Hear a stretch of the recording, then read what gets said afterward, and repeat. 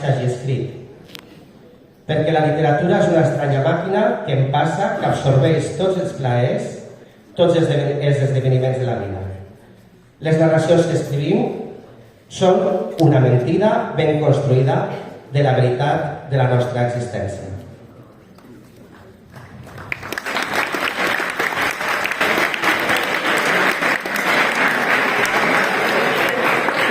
Les narracions finalistes contenen misteris, intrigues i també ens parlen de com un petit instant ens pot capgirar la vida.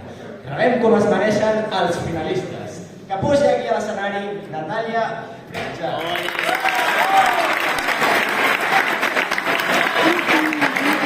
També a l'escenari Andrés Cuchillo.